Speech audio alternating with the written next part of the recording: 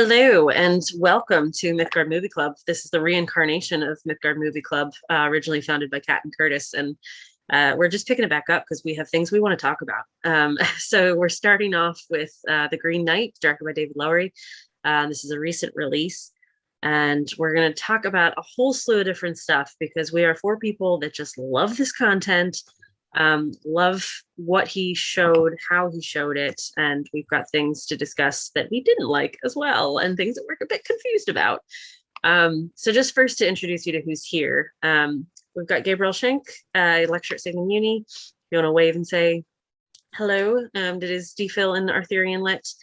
He's also doing a new course for Signum in the spring called The Return of King Arthur. So he is our King Arthur go-to. Ashley Thomas is aka the Nerdy Blogger. She is a Signum Uni grad, freelance writer for Fangirlish, Popular Culturama, and the Dearly Debated podcast. And she also has an excellent episode. What's it called? Real Talk?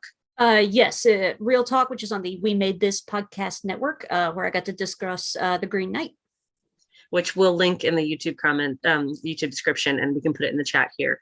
But there's an excellent episode of that where she talks about The Green Knight, if anybody wants even more discussion about this. Kat Sass, MI from Signum as well. She hosts a weekly podcast on speculative TV, Kat and Kurt's TV review blogs about Doctor Who, Game of Thrones, all these lovely things. And she also has a fantastic blog post about Green Knight as well on her blog, Raving Sanity. So we'll link that as well. And I am Maggie Park. I did my MA in Arthurian Lit and my PhD in film adaptation and fan culture. I lecture with Signum University, and I'm the director of the Mythgard Institute. So that's who we are and why we're talking to you. But we're really talking to you because we got some strong opinions and some thoughts about this film. So we're just going to give a quick overview about the movie, how it was made, why it's different. I'm going to look to dear Dr. Gabriel over here to give us a little bit about the source material. What do we know? How did this adaptation come about? And then we'll just go through some of the things that stood out to us. So I'm going to stop sharing now so you can see everybody. I didn't even realize that I had the slide up, and on the recording, you're only going to see me. So I'm having you guys wave, and they weren't able to see you. Oh, well, that's okay. All right, let me get out of this. All right, so we're going to start with just like a general little chat and overview about the program, about the film itself. Directed by David Lowery, quite a young guy, very avant-garde director, very creative. If you take a look at some of the things that he's done, A Ghost Story, he's Pete's Dragon, the recent adaptation of the children's fantasy Disney thing, but very different than the Disney film. He's also slated to do this new one, Peter Pan and Wendy, which I am overly fascinated about. And Green Knight is put out by A24 Productions, and they're known for a bit avant-garde, independent type films. Uncut Gems, that crazy quirky one with Adam Sandler, Lady Bird, Lighthouse, Farewell, Disaster Artist, Ghost Story, and I've just added The Witch, Hereditary, and Midsummer, which I did not watch because they're horror films, but Ashley corrected me that they are phenomenal films. I don't do horror. So A24, I think, automatically gave me a bit of an impression of what kind of film this was going to be. I'm like, ooh, interesting. It had a budget of $15 million, very low budget in the grand scheme of things. I did look up box office return because I personally find that really interesting in terms of adaptation and box office results, but it's got a story about how it was released. So it's quite low. It's 18.3 million. It had a very limited release, and that's just the US and Canada box office return. So this was originally supposed to premiere at South by Southwest in 2020, but that was canceled for COVID.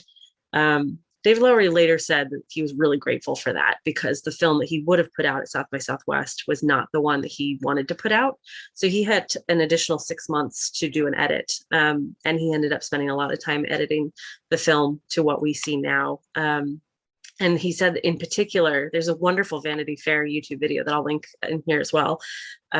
He said in particular, the scene around the round table where we first see the Green Knight come in and set the challenge, he spent a year editing that. He would work on other bits, but always go back to that scene at the end of the day and just tweak it until the rhythm got right and the cadence got right. And I just love that kind of dedication from an artist that he's just really obsessed over it. So you can see kind of the thought that went into it. So it did eventually come out, but it came out in a very limited release and straight to streaming in the UK on Amazon. There was a very small theatrical release over here in the UK. There was a limited release in the US as well, but a bit more widespread than here. And you can buy it now on DVD and Blu-ray and download and things like that. So a bit more widely accessible. Did I miss anything? Ashley and Kat, you guys know a fair bit about the production as well. Anything major that you think folks need to know? It's something I've noticed when I watch A24 films is they tend to like to use the same pool of actors. So you've got a lot of actors in The Green Knight that are also in other A24 productions. In particular, in this film, I because I'm a big Game of Thrones fan, or I'm a Song of Ice and Fire fan, not as much of the show anymore, but Kate Dickie and Ralph Ineson, who were in The Green Knight. Parents in The Witch, which is a wonderful atmospheric horror film that you should watch this Halloween season. 10 out of 10 would recommend. But I know that they're not the only ones. There's a lot of acting talent that also appears in other A24 films as well in this film. I think the disclaimer I would give now is if you don't know anything about Gawain and the Green Knight as a story, we'll link this as well. And once I'm done talking and somebody else is talking, I'll put the links in the chat. So if you're here live, you can go check these out too.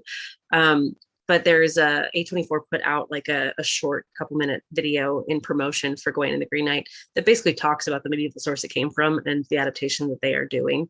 So it covers a lot of your background info. It's like a quick historical mini TED Talk. Oh, look, already there.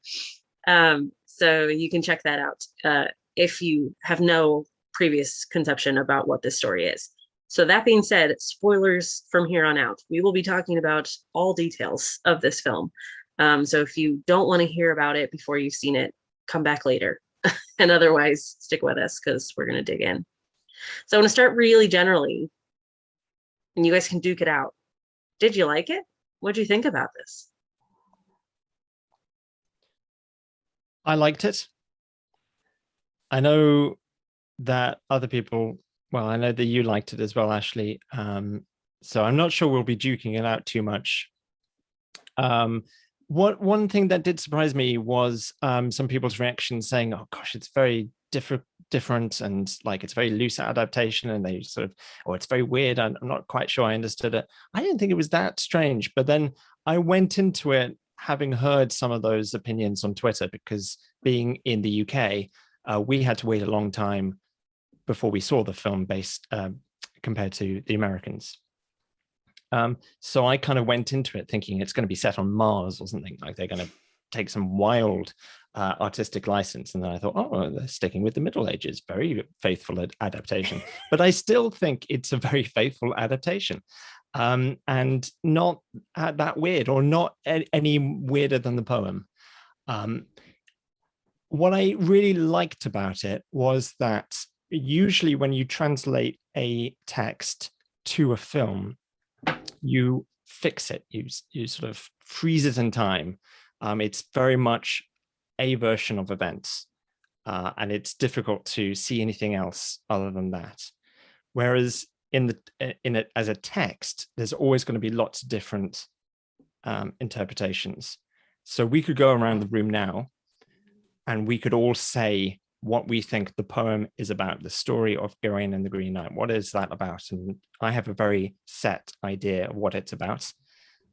But I bet you everyone else has different ideas as well. And I think we could do exactly the same thing with the film. And it's quite rare that we can do both things. Obviously, there are kind of set things in the film.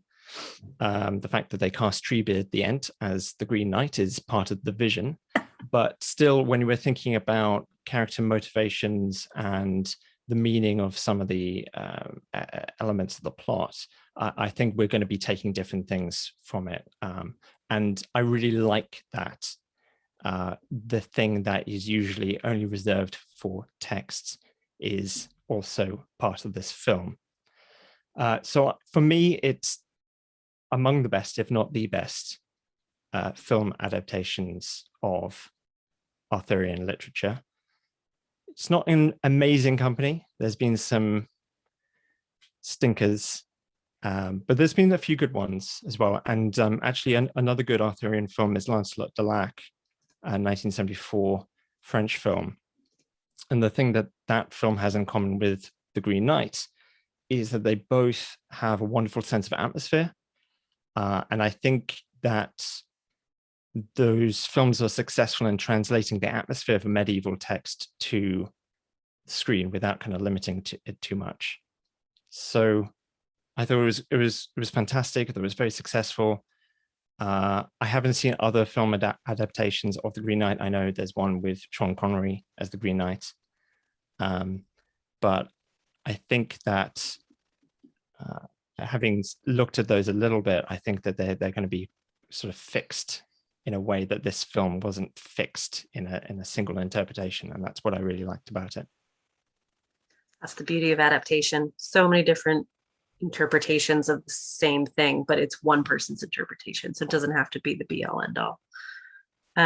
Ashley, how about you? There was so much I really enjoyed about the film. It's probably been 15 or 16 years since I've actually read The Green Knight, so it's been quite a while. So the original story wasn't as fresh in my mind. I did read like the Wikipedia article before I went in, just to kind of, get a little bit of a primer. I'm a big aesthetics person when it comes to film. I love cinematography. I love seeing like the way certain filmmakers like to use color schemes, and green is my favorite color. So there was so much green here. It made me so happy. So I really enjoyed that. Gabriel, your comment about people reacting to the film was really interesting to me. My husband saw the film before I did, and he said that he was like one of 3 people in the theater, because he went like in the middle of the day on a Tuesday or something, and he's like, the other 2 people walked out of the theater halfway through. He's like, you people are idiots, because this is great. I don't know like what's wrong with you, but this is wonderful. He really enjoyed it. And he's like, you've got to go see it. You got to go see it. And it was like a few more weeks before I actually got the opportunity to do so. But something that would have really like taken me by surprise and confused me, had he not, it gave me a little bit of a heads up before. He's like, the last like 20-30 minutes of the film are basically a silent movie. So that I think was off-putting to some folks, but I thought the way that was executed was completely brilliant. So overall, I had a blast with the movie. I thought it was aesthetically just gorgeous, and I really loved the cast and the cinematography. I don't have any complaints about this movie. So, Kat, what about you? Awesome. I have a few complaints. And I think Gabriel was looking at me when he said he wasn't sure whether everyone enjoyed it. I did enjoy it, genuinely. I think it looks amazing. And I really I respect Lowery's kind of his interpretive vision, and he clearly had a vision for this. And so if you're going into this with the kind of A24 auteur, aesthetic in mind, like this definitely is in line with those other movies. I think that I do think that it's a more radical reinterpretation than some people on the other side of the fence maybe are giving that credit for. I think like the ways in which it is a faithful adaptation on mostly on what I would call like a more surface level in terms of the plot. But I think that where there are changes, I think they're a little more fundamental. And we can talk about, it's not so much changes to what happens so much as the little things that are different maybe change the meaning or the philosophy at a slightly deeper level. So I think that's because I'm no expert on the text, but I was very excited for this movie and refreshed my memory with reading a couple translations over the summer. So potentially my bar had been set a little high, but I don't mind the changes. I respect the ones that were made. I don't love every decision, and I'm still kind of trying to figure out exactly why that is. And in fact, some of the things I loved the most were the the really radical departures, like that extended dream vision ending, or the pieces where he completely invented new story on the journey north. I thought that for me was some of the most successful stuff. And the parts where I had quibbles were the places where I thought that he had made a change, and it wasn't, to whatever extent that this matters, it wasn't 100% clear to me whether he understood the change he was making and the implications. And maybe he totally does, and he's intentionally being subversive, and I'm not giving him enough credit, but I'm not sure. So those were the areas where it might have rubbed me a little wrong. But overall, I certainly enjoyed watching the movie, and I think it's really meaty and interesting and worth talking about. Kat, I think you hit nail on the head of a lot of people's reactions to adaptations, because everybody has such a personal engagement with an original source text. If you've read the material before and then you go see the film, most people walk in there with torches and pitchforks ready to start a fight, like you're very protective of these texts. And the fact that you reread it before seeing it, it was very fresh in your head. So that can sometimes be really difficult, right? Luckily, I haven't read it since I was a grad student, so it's been a very long time. So I came into it very fresh. And I have to say, I really loved it as a film. This is most definitely one of those that I make a clear distinction between movie and film. This is not a great movie. This is an excellent film. This is a film that I would use in classes as, let's talk about diegetic sound. Let's talk about rule of thirds. Let's talk about cinematography. Let's talk about symbolism. All these things that are just in this film, and you can tell he put so much thought into every decision, whether it was, accurate or, faithful to the source material, up for discussion. But there's so much that you can dive into that I think it's beautiful. It's a piece of art. Will I watch it 17 times in 4 days like I will with really good movies? It's not a Thor Ragnarok in my book of like, I just want to marathon this and watch it back to front over and over again. But actually, I think it was you that said it's now in your list of subversive Christmas films.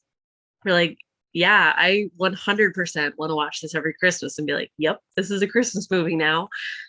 Yeah. The my friend Ian that I recorded the podcast with about Green Knight for Real Talk, the line in the Christmas song, "It's the most wonderful time of the year," about tales, scary ghost stories and tales of the glories of Christmases long, long ago. It's like, this is one of the scary ghost stories that they talk about. That one and A Christmas Carol. I couldn't think of any other Christmas. And there's loads of red, there's loads of green. I mean, it happens at Christmas. It makes sense to me. So I thought this was an absolutely brilliant film. And there's so many different points that I would love to talk about that I'm pretty sure I could teach an entire semester's worth of classes on just this film. But I really enjoyed it. I would definitely give it a high mark, and probably one of my fave films of the year. Fave movies, I don't know how many times I'll watch it, but I can already kind of feel it seeping in. I mean, I watched it for the first time a week ago, and I've already watched it 3.5 times, so that bodes well. Well, and I'll add that I've only seen it once, and it was a while ago when it came out here. I saw it in a movie theater, and only one time, and then it's been sort of in the limbo between movie theaters and streaming here. So I am definitely eager to revisit, because I came out of it with so many thoughts, and it was like, I definitely need to see this again.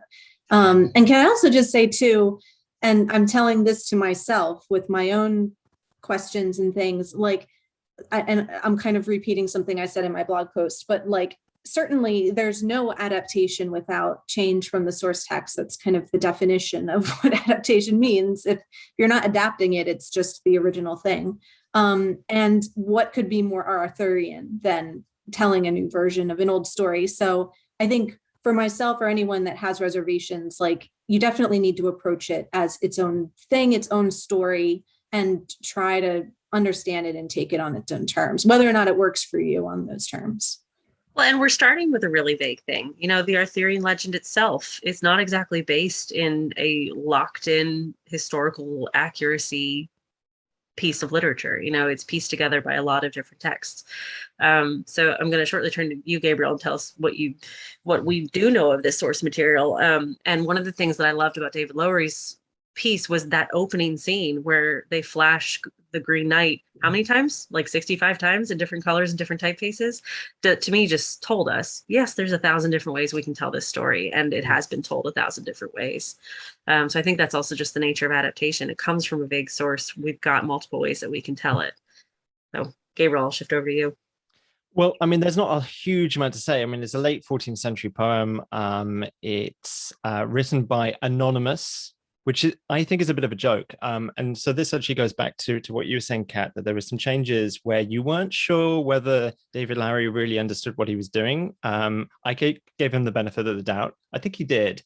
But one of those is when it says, based on the chivalric romance by, and then big bold letters, Anonymous is the author. And that's a bit of a joke because it's not written by Anonymous, it's written by an unknown poet. Not unusual that we don't know the name of the poet of Gawain and the Green Knight. We don't know the name of lots of medieval writers. The ones that we do know, we only know because at some point in their romances, they say, "Hi, I'm Chrétien de Troyes. You may remember me from such romances as Auvin, Le Chevalier de Lyon." You know, we don't have these nice books with the author on the title, so on the cover page. So this then causes a problem for Amazon because they have to have an author. And so they put in Anonymous. And so you can click on Anonymous and then you can find out all the other books that Anonymous has written. And Anonymous has been very prolific over a long period of time. And so when it comes up on the screen, it says this chivalric romance by Anonymous, I think it's sort of playing with that idea that we want to put a name to this, even when there is no name, just saying the Gawain poet or something like that seems a cop out. And of course, there's something wonderfully creepy about Anonymous, as if they're hiding in the shadows or something, which fits in with the film as well. So anyway, I'm going off on a tangent, but it's written by Anonymous, mostly called the Gawain poet, sometimes called the Gawain Pearl poet, because this poet probably also wrote Pearl, which is another fantastic medieval text. It survives in just one manuscript. It sort of went spinning off into the ether for centuries. Nobody read it. It's not included, for example, in this big bugger of a book, Sir Thomas Malory's Le Morte d'Arthur. And it's not like Malory was keeping stuff out. He just didn't know Gawain and the Green Knight because nobody knew it. So nobody was really reading it for a long time. The text itself does have some pieces cobbled together from other sources. So the beheading thing comes from Irish legend. The kind of exchanging of gifts as well is a bit of a trope. But it seems to be a very original work. It's a very fine piece of literature. There's lots of translations. You can read it in the original if you really try. And it came back in the 1830s. So it's a product of Victorian medievalism. Tennyson was beginning to write his Arthurian texts. Lady Charlotte Guest publishing and translating the Mabinogion. Sir Walter Scott's medieval chivalric novels were becoming very popular. So Gawain and the Green Knight comes back in the kind of the rebirth of interest in the Arthurian legend and the Middle Ages, and has stuck around ever since, and is usually now always included in editions of the Arthurian legends. It's become part of the canon. So Roger Launcelot Green and John Steinbeck, I assume, has that, and Rosemary Sutcliffe, always has Gawain and the Green Knight in there. So that's the kind of summary of the text, I think. Excellent. Yeah, and I know David Lowery said that he was just inspired by medieval chivalric romances anyway. So I don't know if it had to be this one for him. It just fit what he was seeking out. And he said he was inspired by, Willow and oh God, what was the other one? The really terrible Tom Cruise one, Legend. Yeah, I think he talked about that one too. Yeah, Legend. Yeah, that's the terrible Tom Cruise one. But I really it's a great Tim Curry movie. It's a great Tim Curry movie. It's a good save. I kind of want to start with that first comment that Sarah just put in here. I'm with Kat. What's the film's message? I can't discern the moral premise. I find it hard to relate to Gawain. He needs a save the cat moment in the first act. Save the cat moment is a redeeming element. So I fully agree with this. Like, I don't want to jump too far into lecture mode, but like, one of the main things about this is that Gawain is supposed to be a knight, right? And he's not a knight yet. He needs to do these tasks, but he kind of fails at all of them. He's not really lovable or you're rooting for him. I mean, the opening scene is him in a brothel. So you're kind of immediately starting with him as this kind of immoral, ambiguous kind of dude. Are you really a knight of the round table? Because you don't strike me as chivalrous and virtuous and all those beautiful things. What do you guys think? Well, I mean, I could leap in, but I just gave a big lecture, so I want to give Kat and Ashley the opportunity.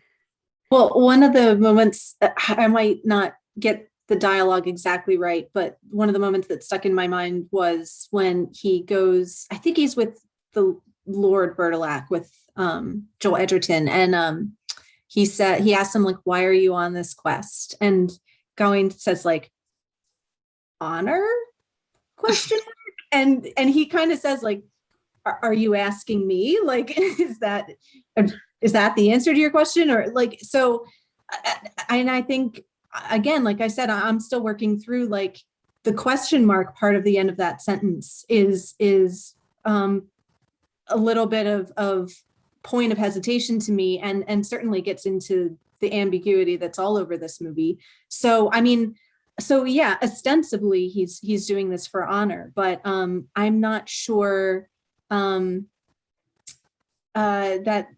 is always a consistent sort of through line throughout this movie. I mean, I think it does get into it to a certain extent towards the end, and maybe I don't want to get quite into the end, but one of the changes it does make is Gawain sort of taking off of the sash at the end and kind of facing death head on. So I think in that moment there is a kind of clear moral center of we're here to kind of face our fears rather than run from them.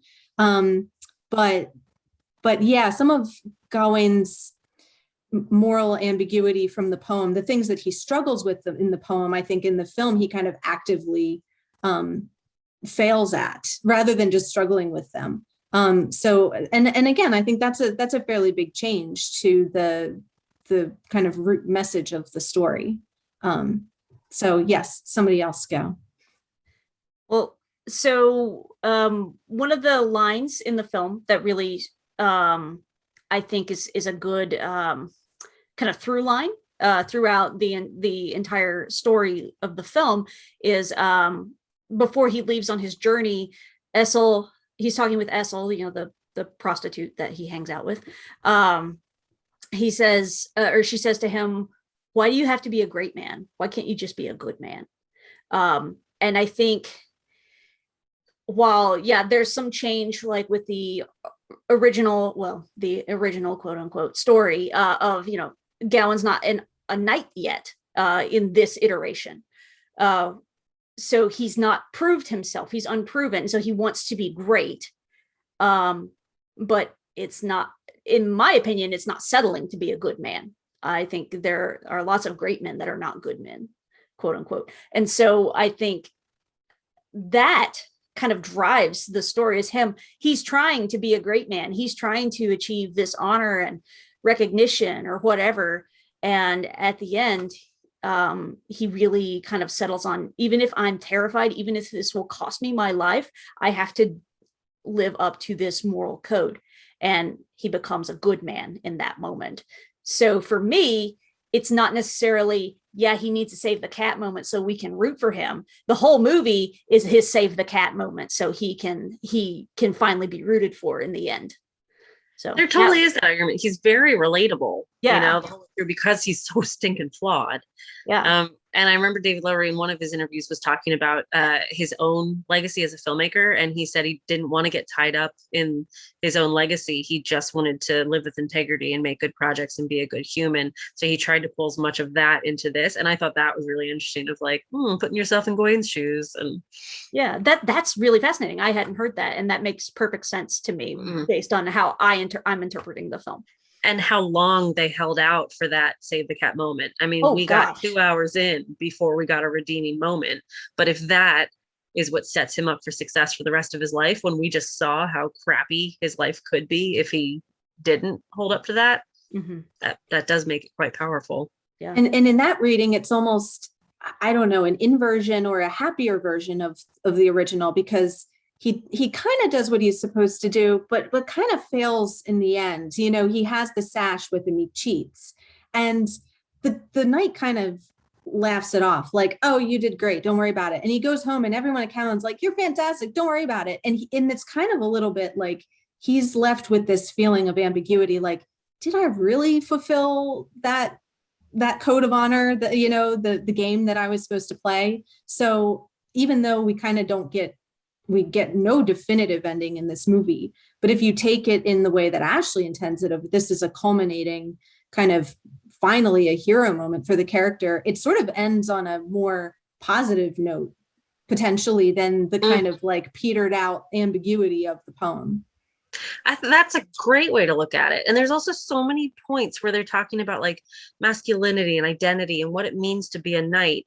And basically, for him to be successful, he has to become submissive. Like, that's real interesting. Like, you have to not succeed in order to succeed.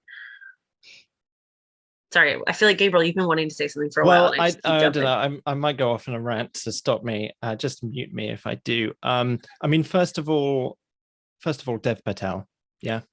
I mean, if it was anyone else, he's so darn adorable in this film, and so he kind of, you know, he's constantly saving the cat just with his face. So, you know, he carries that off. The point about knights and the code of honor and knights being great people, that's kind of a 19th century idea. It's a 20th century fantasy idea as well. Okay, so there's historical knights, and then there's knights from literature. And medieval literature has sort of this idea of like knightly codes and stuff. But if you've seen Pirates of the Caribbean, when they talk about the pirate's code, and then they say it's more of a guideline, that's basically the chivalric code. And it doesn't really become a thing in history until like the late Middle Ages anyway. It's kind of thing in literature, like, but it's pretty loosely defined. So you've got the Pentecostal oath in Le Morte d'Arthur, but it's really basic stuff. It's help woman, if someone asks for mercy, give them mercy, help woman, or die, which is very extreme. And it's really not that much stuff. The kind of the thing lurking in all of this is that men are absolute bastards. They just are. If you give them a sword, which, like, don't forget, a sword is a hard piece of metal, sharp piece of metal. It's designed to murder people. It's awful. Give them a horse. If you ever try to fight someone on a horse, don't. You'll lose. You'll get trampled. They're higher up than you. Give them armor. They're powerful, awful, brutish people, these knights. And there is this implication of this in the text and in the film. So there's a bit where the lady of the castle says, my body is yours, you're stronger than me. There's a bit in the film with this saint, Winifred, who's been murdered, and I think raped as well by a knight. So that's kind of, you know, this idea of kind of like knights as paragons of chivalry and stuff like that. Chivalry just literally just means owning a horse, which means that you're rich and you're probably a bastard.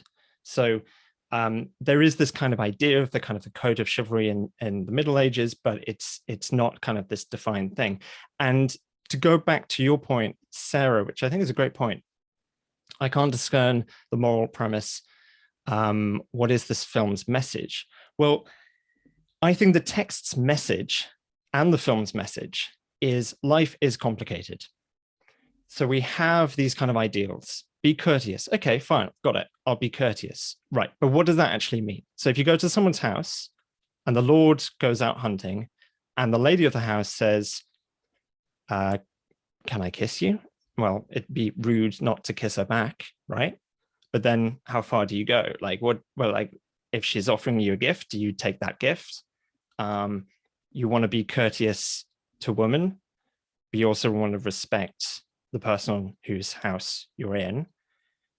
The moral message at the end of Gawain and the Green Knight, the text, is kind of weird. It's like the Green Knight punishes Gawain for wearing the sash, which protects him from death, or so he believes, and not giving that up.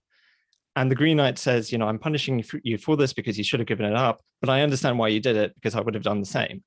So what is the message? That we shouldn't try to protect ourselves from dying? It's complicated, it's weird, it's ambiguous. And that's kind of the point. That's the whole point. It's messy. Life is messy. It's not, you know, we can have all these ideas about kind of the code of chivalry and stuff like that, but that's not how it works in real life. The best thing the code of chivalry can do is not make you a good person, but stop bad people from doing bad things. And in that sense, Gawain is a good person compared to the other knights, compared to those robbers who rob him and stuff like that. He's a good person, but he's not really trying to be a good person in the sense that we might think of knights being good people, being chivalrous in the kind of the modern sense of the word. So anyway, that's my rant. That's my lecture. Sorry about that. That was not quite the lecture I was anticipating, and I loved every second of it. Yeah, I mean, there's so many different points of this too that, like, I was thinking about Morgan, who, you know, Morgan Le Fay in Arthurian lore is this half sister of King Arthur, and in many reimaginings, she lures Arthur into sleeping with her, and trickery, and, you know, is kind of always an antagonistic presence in the text. And in this one, she is Gawain's mother. And at the beginning, she sends, we assume it's her, you know, pulling the strings of the puppet. She puts on a blindfold, the magic girdle of power, and controls the situation. I assume to humiliate Guinevere, because that's kind of the line that we have in terms of Arthurian lore. And then once her son takes up the challenge, oh crap, I have to continue this, you know, because it's her son. So there's like such a different, I don't know, way that we get into this story, that it starts with just embarrassing Guinevere. And now all of a sudden, here's her son going off on this year-long challenge to behead a random dude in the woods who looks like Treebeard. How did I get here? So yeah, when we're talking about life is messy, I think we can also talk about characters are messy, and these motivations are real messy, but here we are.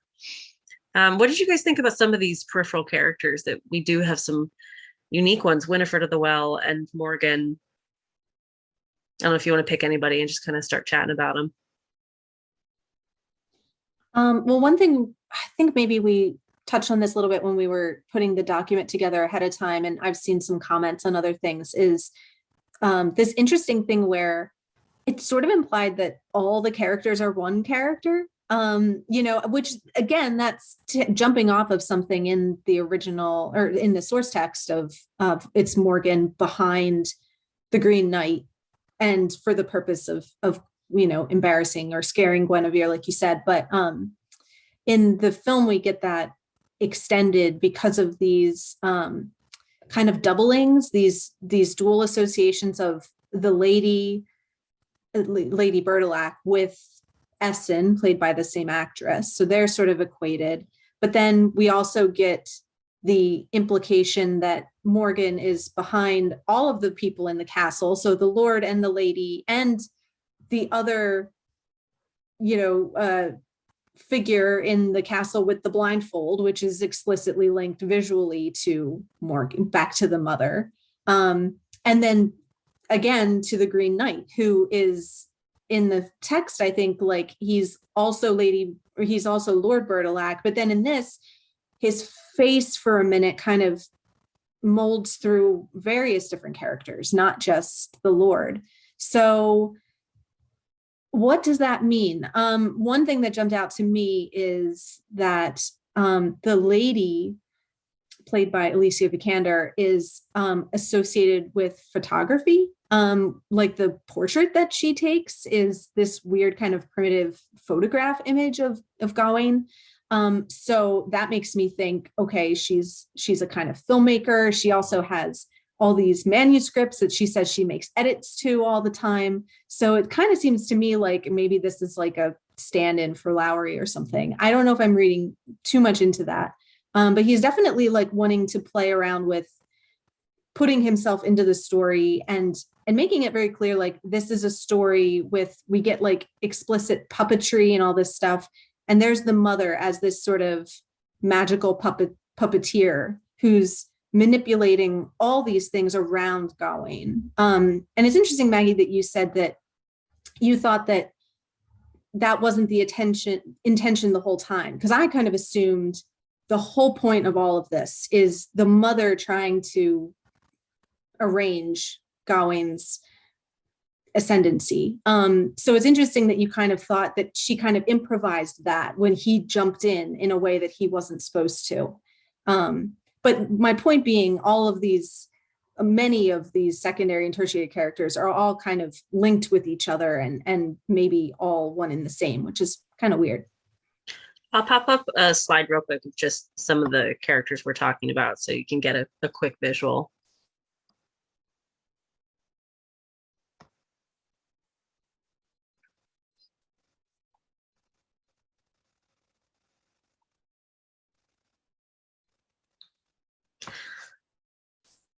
And just staring at these two, I'm like, I don't know if we want to dig too deep into this yet, but how about like the whole idea of death? Because I'm looking at this Arthur and Guinevere, and this is a dying Camelot. These guys look like cadavers. And this is a very different way for us to see Camelot than we have seen in pretty much any other reiteration. And the theme of death, I mean, that's a huge thing for Lowery anyway, but I like how it was played with in here, and using green throughout as an actual symbol of death, as in addition to all the other things it's symbolized as, and kind of nature reclaiming and the lush moss covered, woods that he goes into, and the green chapel is moldering. Like there's this real feeling of kind of falling apart. It's not the highly constructed medieval world that I think we all imagine in our minds necessarily. But I don't know if you guys have thoughts on that.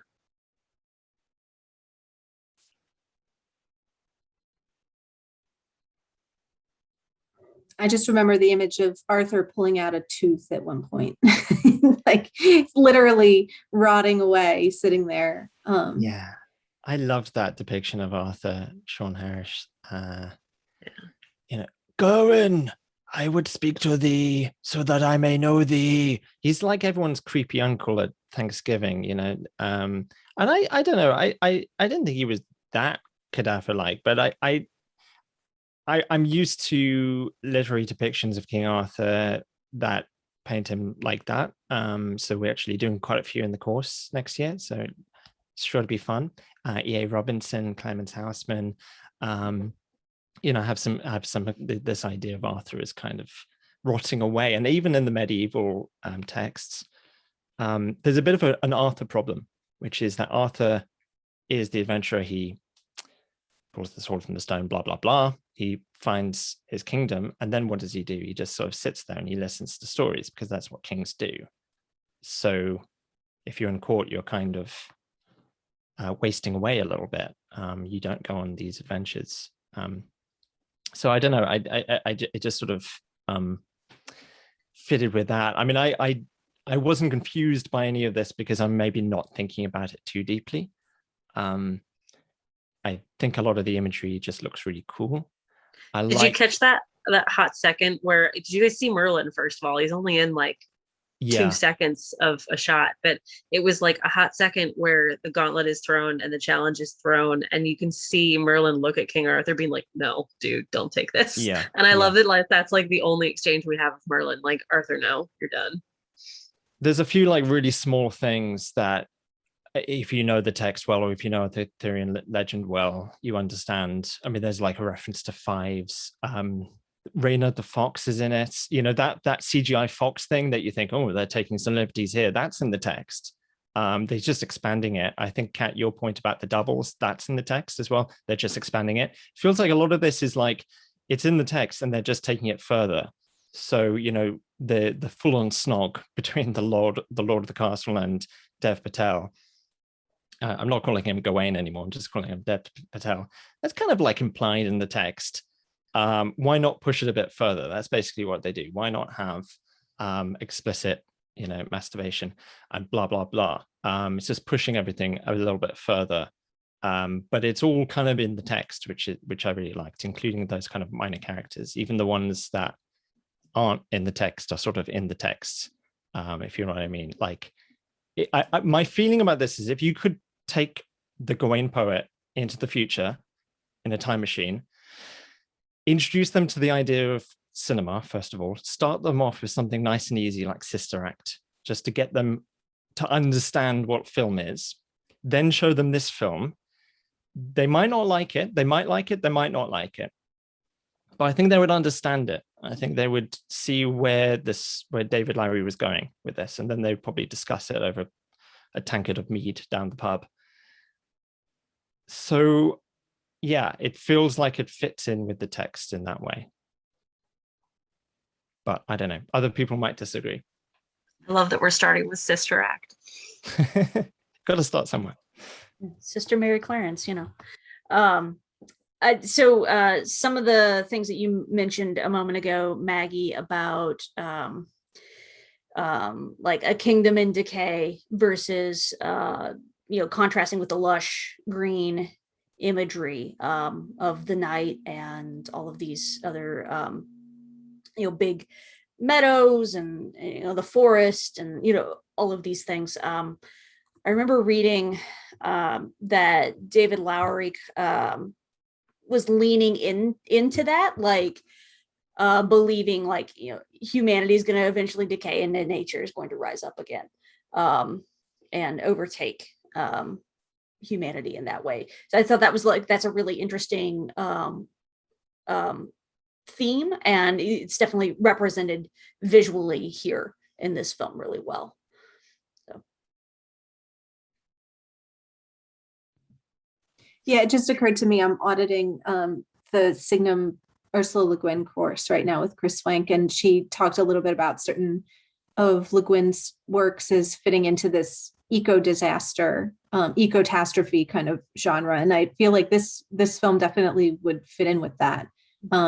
Even though we don't see it coming, we don't see the event, there's definitely an implication that that's the fate of the world eventually, or at least the fate of these human civilizations and institutions is, which is why like it's so interesting to have green as the color of death. That's sort of an unusual choice, but it's green in the sense of the moss that grows over old ruins and the rotting of dying things, and you know, so it kind of twists your interpretation of what the green might normally, as well as being resonant with other things, with the Christmas and the youthfulness of Gawain and the nature and the paganism and all that kind of stuff. And wasn't green, Gabriel, you might know this, wasn't green in medieval times actually the color of lust? I don't know. I mean, green-eyed monster, isn't that Shakespeare? Yeah. Envy, but I don't know about lust. It's in the back of my brain from something. I'll Google it later. But I think one of the translations I read was a Norton critical edition, and it had some critical essays, and that sounds familiar from one of those. So that might be the case. Yeah, it's niggling as a thing, and we know green with envy and green-eyed monster certainly. And if you're looking ill, you're green. You know. Yeah, right. It can be both life and death and sickness. And it's an interesting talk about like the dueling and the twinning of things. It's kind of a two-faced color. Yeah. And this isn't a profound point, but Excalibur, John Borman's film Excalibur, everything has a green tint to it as well. Yeah, all the armor sort of reflects green. I think he's going for kind of, I mean, there's a kind of whole wasteland motif to that film. So it's a similar kind of thing to what you're talking about, that kind of eco-critical reading. And I think you can certainly see that in like the alternative future that we saw at the end, that, you know, if you had gone that way, yep, world really would crumble. I do want to talk about the end, so we'll get to that in a second, but also we're talking about just kind of how this is built together in visuals. Let me see if I can share this one. So this is the round table in King Arthur's court. And there were so many bits that I loved about this, just in terms of like how a scene is structured. I was telling these guys, like, I could have made a drinking game out of the rule of thirds in this movie. And if you're not familiar with rule of thirds, it's basically like this idea with photography and cinematography that you can take an image and divide it by 3 vertically and horizontally. And it's just really pleasing to our eyes. Like, our brain is just really happy when you can do that, when you can divide something into thirds. So you can see that with this one, that we have a really clear element in the middle. We have clear lines splitting it horizontally as well. So this is just a well-structured shot. But light really stuck out for me for this. So this is King Arthur's court, right? It's supposed to be this bright, shining symbol. And it's so dark. It is so dark. And I mean, we can tell it's daylight. There's teeny tiny windows with day outside, but inside the court, it is nothing but dark. And the only source of light is the open doors. But before those, were opened, they were all shut off. And the only source of light was from this one element up top, this window that we can see just kind of pouring down onto the round table. So I just thought that was a really interesting decision. It's dark, it is dismal, and the only source of light is a one singular thing coming down, shining upon this table. I also thought this was neat because David Lowery talked about making this shot. And this is the scene that he edited over and over and over and over again for like a year. And he wanted a wider shot than the room could actually give them. So he did old school matte painting, which I don't know if you guys have seen that. They did that in decades and decades and decades ago, where you could take a piece of glass and you paint on the glass additional elements of the scene, and you just put that in front of the camera. So it makes it look like there's a lot more happening. So when you look at the scene, I don't know if you can see my cursor, these guys over on the sides are all painted. These are not real actors or extras. They're painted into the scene. And they also used Weta Workshop to do all the special effects. There's very little CG close up. If I go to this one, this is our Green Knight. All of this is prosthetics, which I think is a little bit ropey from time to time, especially when you can see like the skin of the eyes move and the pieces didn't move with it.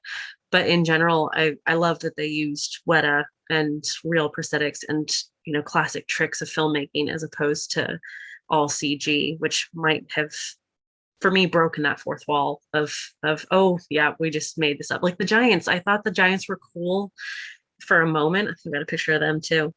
The giants were cool for a moment because we only have this quick little line in the story about giants. And now we get this whole funky scene where he's like trying to hitch a ride.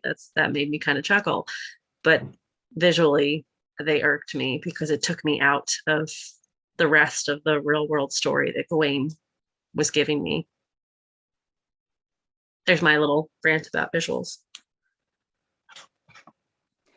I really liked them because I'm kind of tired of Arthurian movies that try to do, this is the real history behind the legend. And I kind of loved that this movie was like, nope, this is a legend and we're going for it. And yeah, I can see your point that the giants are maybe the least like the other things, the other visuals in the movie. But I think they're pretty cool looking, and I just liked the idea of them. Okay, I thought the giants were weird.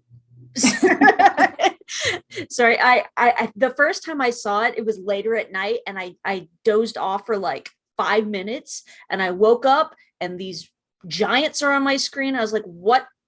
Did somebody put something in my drink? Like what? Like what am I watching? So I was a little confused by that because I didn't remember the giants from the original poem, and so I know why now because it was only one line. So that was really interesting to me. But backtracking just a little bit, I'm a big fan of practical effects. I love horror movies. some of the best horror movies had like a $5 budget, and so they're making everything up as they go. And many of them are, the best ones were like prior to the advent of CGI and digital, and it pretty good on screen, like as a practical effect. It's always going to look good on screen as a practical effect. CGI will eventually age, but practical effects don't. And so I really love that about the film. I think that was part of the reason the aesthetic really appealed to me. And I did not realize it was What a Workshop. So that is another reason, because that's the Lord of the Rings, which I love. So very cool. Yeah, I mean, I really love the aesthetics as well. And I think some of the choices were made in order to get away from associations. So this film, it actually does do that kind of Keira Knightley, King Arthur film thing, where it's sort of just like the story behind the story, but it just does it much better. So, giants, okay, there's a problem with giants. Jack and the Beanstalk, Chronicles of Narnia. We have this idea in our heads. Most audiences have this idea in their heads of giants, and it's kind of familiar. And we forget the giants are freaky and weird and disturbing. Someone should not be that big. And so we have to do things to get back to that original idea of how disturbing a giant is. Same thing with knights. We've got this idea of what a knight is. It's not really the case in the literature and in history. So we do stuff to kind of defamiliarize that concept. The biggest one there is the Green Knight. He's not particularly green in the film. In the book, in the poem, he is a human being. He's big. He's very large, and he's very green. He's got this green beard and green face and all the rest of it. Just think about all the associations that has now. Green Giant, Captain Planet, St. Patrick's Day. It would look terrible if they tried to do that. So that's why they got Treebeard at the end, who, to be fair, has not worked since Lord of the Rings. They've given him a job. And even though it kind of almost works against the film, because in the book, in the poem, King Arthur's court think it's a supernatural thing because it's such a marvelous spectacle, but it's not so obviously supernatural. Like, it's not that surprising when the tree guy gets his head cut off and he picks it back up again, because you think, well, obviously he's a tree guy. But I can see why they made that decision aesthetically, in order to make the Green Knight disturbing and wondrous and magical, again, in the way that for a 14th century audience, hearing about a man with a green beard and green face would be really kind of weird and disturbing and marvelous. Absolutely. I don't want to cut off anybody's. Is there anything else we want to discuss, especially on that, because that wrapped it up so beautifully, I think, but we have to talk about the end. Yeah. Should we move it? Is there anything else you want to talk about before that? All right. So the end, I had a friend that messaged me saying, hey, I just watched this weird movie called The Green Knight. What was that end about? And I was like, tune in on Tuesday. So I would love for us to be able to talk about that. Ashley, I love how you had a friend warn you that it was basically a silent film, because that immediately put it in context for me of just like, that's what this is. It just so beautifully told a story visually and sound. I didn't need dialogue. And it went on and on and on, that I most definitely thought it was a real thing. And then a few minutes in, I was going, oh, this is really a real thing. And then a few more minutes in, I'm going, oh, wait, is this an alternative? And it did that for long enough for me to go through that cycle a few times. So I'll throw it to you guys. What did you think about the end? And was it ambiguous?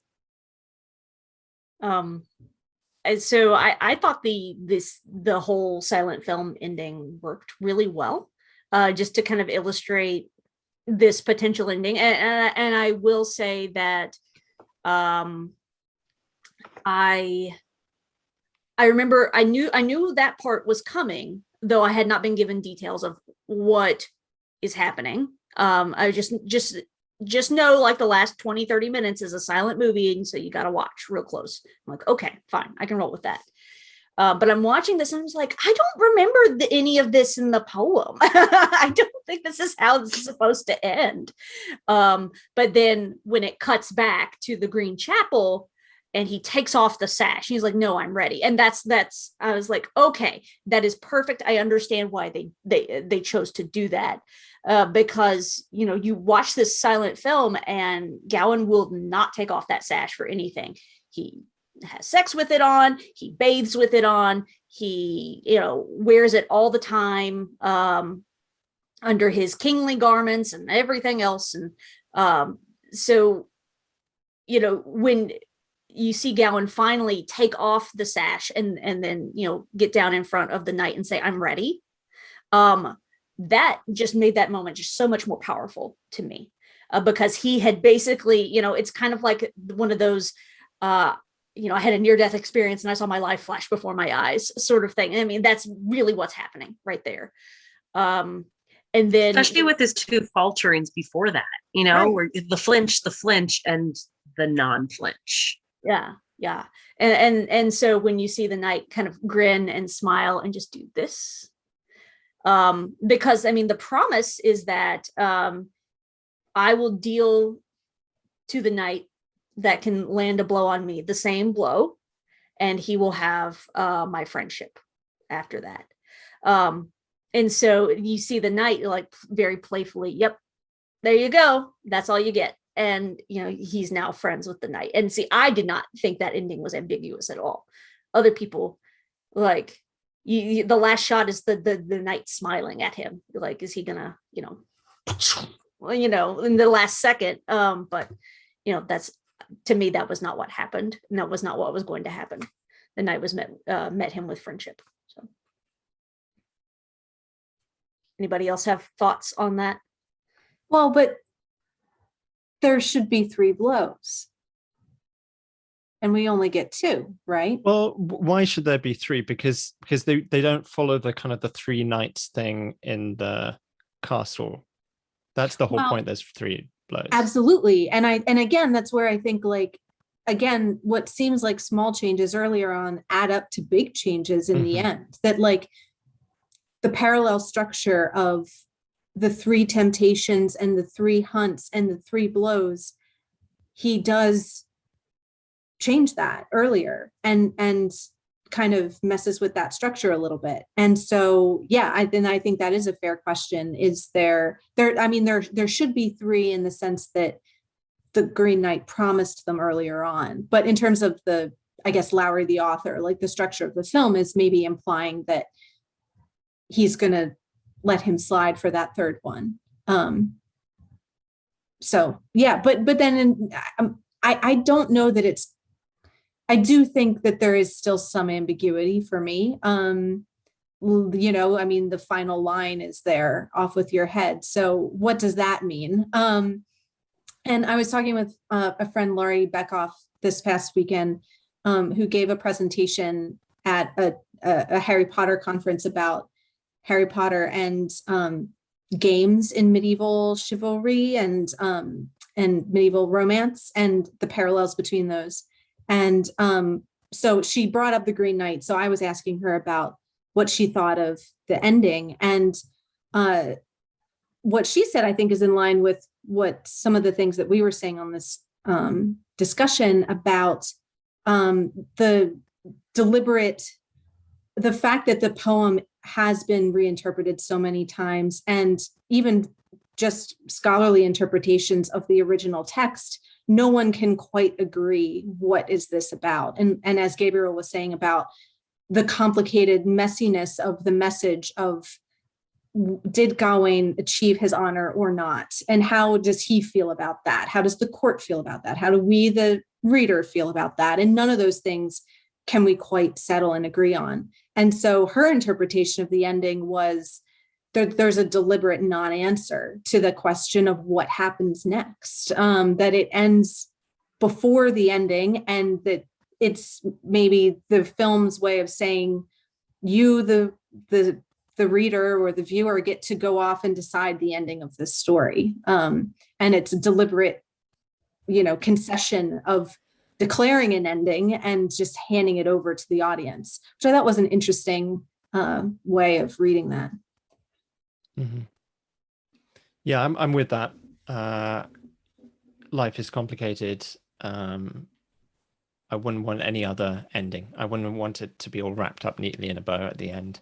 And I think it felt like it was a more ambiguous, nuanced ending for more, arguably more morally ambiguous times. You know, I think we're aware of kind of people who are sort of bad in some ways, good in other ways. You know, political figures and that sort of thing. It seems less and less clear how to do the right thing anymore. You know, I thought I was being good by drinking almond milk, but then it turns out that almond milk is also terrible for the planet. So I need to drink oat milk now.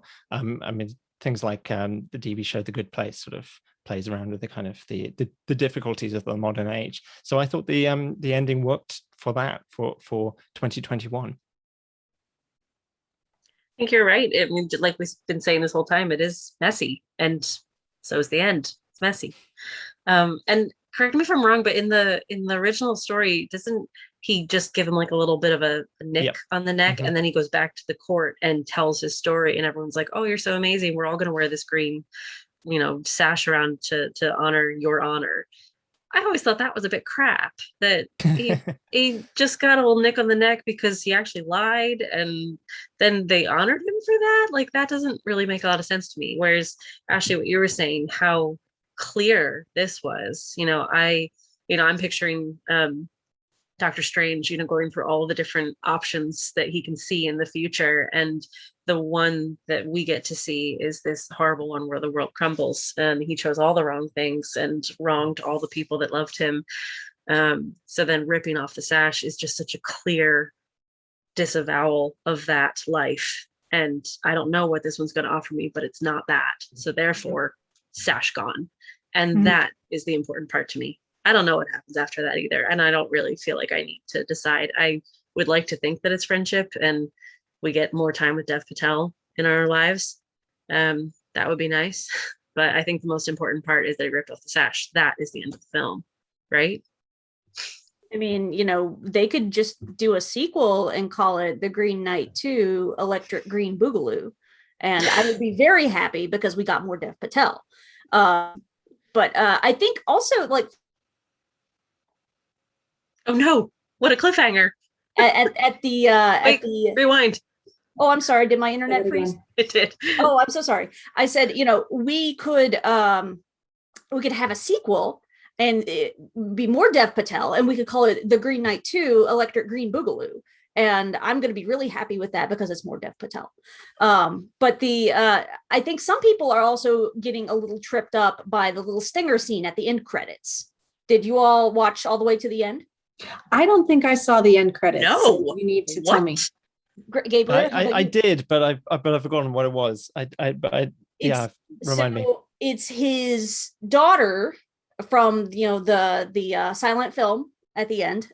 She picks up the crown and puts it on her head.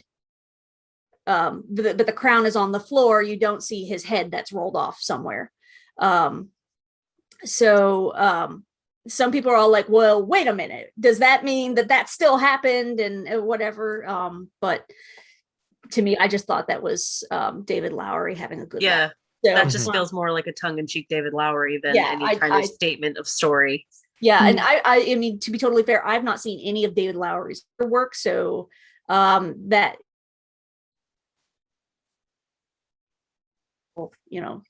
teasing sort of stinger at the end of his films, but it made me laugh. I don't know if other people feel that way, but I know some people are like, but wait, what about that part at the end? It's like, it doesn't even make like narrative sense for that to have happened anyway. So yeah. And I think of all the endings, the thing that doesn't happen seems to be the thing in the vision. That, like, the one thing we seem to be able to know for certain is that he doesn't go that way. But in terms of Lowery's other work, I definitely want to plug a short film that he did called Pioneer, which you can find on YouTube for free, and really interesting, 15 minutes. And it's just a father, or what we presume is a father. He calls himself a father, talking to a young boy who he's saying is his son, and telling him the boy wants to hear the story of his parents and where where he came from and how he came to be born and all this. And you get the impression he's been told this story before. So this is like a bedtime story he wants to be told. And the father spins this 15-minute monologue, increasingly kind of tall tale. And that's all you get is just this one little frame on this father and son. And the tale gets wilder and wilder. And part of you wants to believe it. And part of you is like, not sure. Is he lying to this boy? Is this just a story that they both know is fictional? Is this really true? You don't know. So it seems like this deliberate playing with stories and fiction and ambiguity of what's true outside the frame of the movie is a concern of his. Absolutely. I'm tempted to say let's wrap it up here because I feel like we've had our say on the end. Is there anything else anybody wants to throw in here before we wrap up this session? No, but we should end on a ambiguous note. Like I'm just about to say Did something we? and then we just No. end. Yeah, exactly. Cut off mid-sentence. Everyone's internet cuts out. Does anybody want to plug anything they're doing? We've got Gabriel's course next semester for Signum. Go ahead. Well, I'm inspired. I want to do a group reading of the poem at Signum at the winter solstice. So if you haven't read the text and you're a bit afraid to read the text, or you read the text a while ago and you want to do it in a group, then look out for details about that. We'll try and get through the whole poem in one session. It'll probably take 2.5 hours, something like that. But it is doable in one session. So look out for that around the winter solstice, around the time of the poem. So do check that out and join us if you can. Bring your cocoa, spike it if need be. Oh, Ashley, just Sorry, Gabriel, question about that. Would you be reading Tolkien's translation of the poem? Be right reasons we would not. We'd be going for one of the very nice 19th century or early Public 20th domain century ones. editions. Got it. Yeah, Okay, yeah. Which are also good. There's no such thing as a bad translation or a perfect translation. Got it. Cool.